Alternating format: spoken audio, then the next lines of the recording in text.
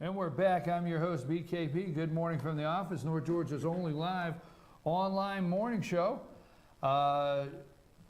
It's been a busy week, George. Who are you? Where'd you come from? I have no idea. Did you slip in? I slipped in. I motored in today. I have a question to ask you. Do you Oh, think it my would be gosh. appropriate? Appropriate. Oh, well, I don't even, it makes me a nervous wreck Do you when think we it start with the word appropriate. Do you What? think Go it ahead. would be appropriate to have invited Emperor Hirohito to give commemorative remarks at the Arizona Memorial? No. That's what Obama did at Dallas yesterday.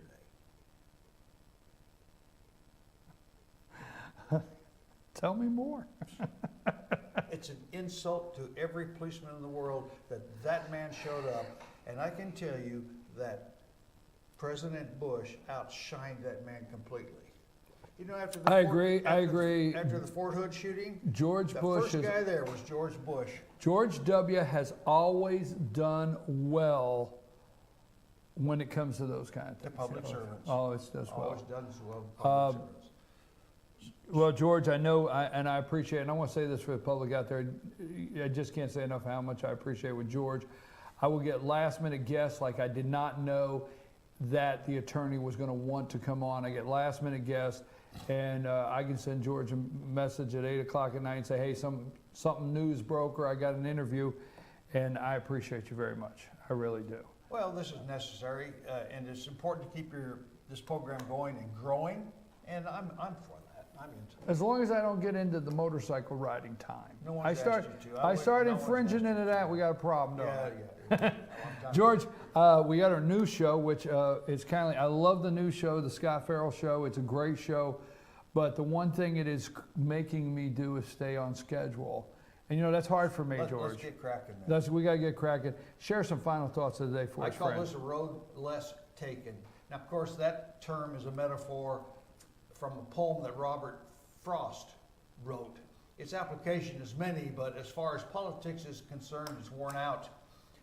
We took that road in 2008, unaccountably renewed our path in 2012, and now we find ourselves headed for the landfill of bad ideas to join other failed experiments in social control. And we don't really know what to do about it. We're coming apart as a country. We are now approaching another junction on the road, one that could return us into the bright sunshine of personal freedom and individual responsibility, protected by the rule of law, or the continued path into the dark pit of government-controlled socialism that Hillary Clinton is promising us. Americans were actually coming together before 2008, but the rules governing personal achievement were constantly under attack by the Marxist-infiltrated Democrat Party, dragging personal initiative and independence under the umbrella of a benevolent government. Bill Clinton's supposed era of prosperity was because he had a conservative or a Republican Congress who enacted the laws and made him comply. The Democrats obstructed all the way, especially into the next Bush administration. Failures laid at Bush's feet now were the failures of a Democrat Congress that managed to replace a feckless Republican one in Bush's last 2 years of his final term. Since then, the hope and change promised us by an unknown half-breed grifter who simply ignores the rules of law and despotically takes his own road, less traveled, for our benefit, of course, has brought us to the very cusp of the landfill of racial divisions, economic malaise, assassination of policemen, turmoil, tumult. We are now truly a nation divided, but that's not who we were. Americans are in a spot of pother, P-O-T-H-E-R, look that one up, due to the constant assault by progressivism's plans for social enlightenment, urged by the Democrats and their special interest associates, constantly screaming change, change into our ears. Uninvolved citizens have been driven into the safety of their own minds by trashing our basic truths of morality, demanding obedience to and acceptance of deviancy, infant murders, total government control of their laws. Many have quit. For some reason, black Americans now seem willing to fight back, of course, against the wrong target, Americans' policemen. while white Americans seem unwilling to take a stand and fight back against illegal government at all levels. Whites have a voice. It's time we use it. Tea parties were formed once. For a while, they organized grand marches in Washington, D.C., at state houses, and during political campaigns. Where are they now? Limited to a few, that normal 3% who get things done, but they should be out there every day organizing against a wicked government and its soul-deadening programs. Why do we not hear pushback from our Christian churches? Instead, we hear silence or pleas to accept our Islamic jihadist brothers on the promise that they won't actually cut our heads off. This is America, after all. I do see a pushback, and it needs to be encouraged. The Bundy Ranch standoff in Nevada a year before last started it. The recent Burns, Oregon standoff, where one 54-year-old man was willing to give up his life for his rights. In Iowa, this month, 2 Christian churches have fought back by suing and won for all churches on the LGBT issue. One must wonder exactly what does Iowa's Civil Rights Commission not understand about the First Amendment. Quote, Congress shall make no law respecting an establishment of religion or prohibiting the free exercise thereof. It's time for all Americans to push back. And that's what the courts are for, and that's what the tea parties are for, and that's what the streets are for. Redress, petition, and change. Thank you, Did I do it? I got it in? You hit, I'm watching the clock, because we gotta stay on schedule now. Your- You and I saw just your can't, button was you and green. I just can't get out there. I wanna know, I don't wanna switch gears, because I will not leave today. Tell us about Kids First in Gilmer County. Well, I see you, babe. I go there next when I'm done here. The Kids First is we call it Kids First in Gilmer County. It's the first foundation, F-E-R-S-T, the first foundation for childhood literacy. And what we do, we simply put free books into the hands of wee children, and I mean 0 to 5 years old. That's the age where their little brains are like sponges and soak up everything. Of course, they have to be read to, and they start learning words. And so it's for parents to read these books. It costs nothing. They're free. We've had, in the last 9 years, this county alone has set the example for the entire state of Georgia. We have put over 100,000 books in the hands of children, free books.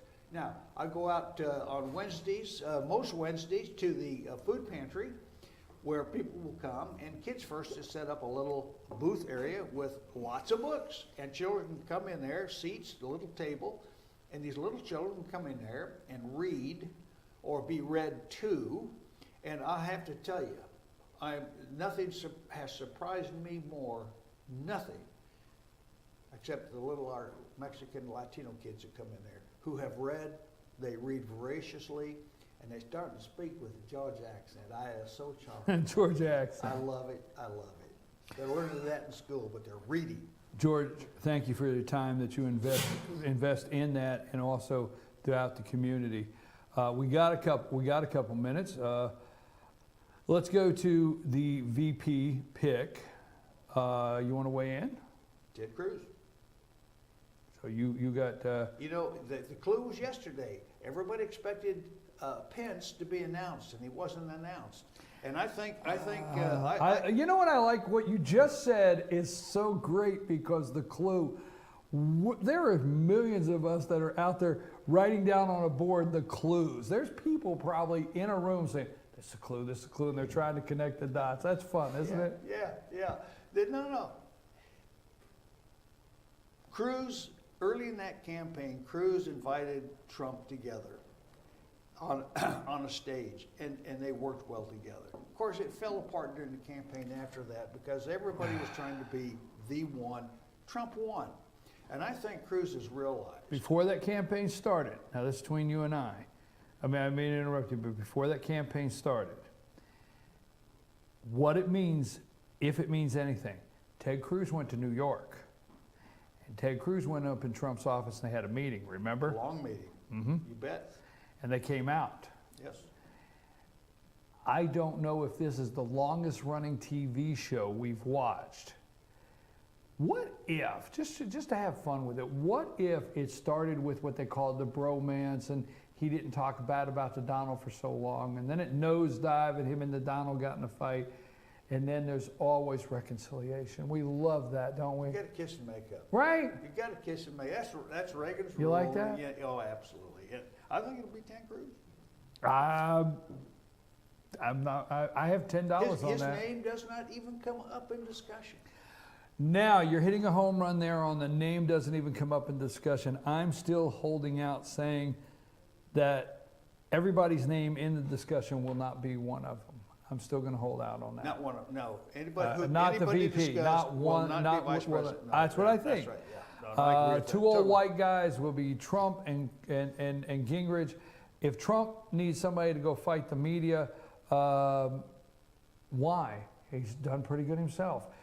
Trump is switched the role of everything traditional that we have been trained, Pavlov's dog, that the party To works this believe, way, sure, this yeah. way, this way, and go ring the bell at this time and we'll go get dinner. It's all coming Okay, unglued. but he has flipped all that, every bit of that. Sure has. You used to pick a vice presidential candidate to be a tack dog, and you could go out there and be presidential.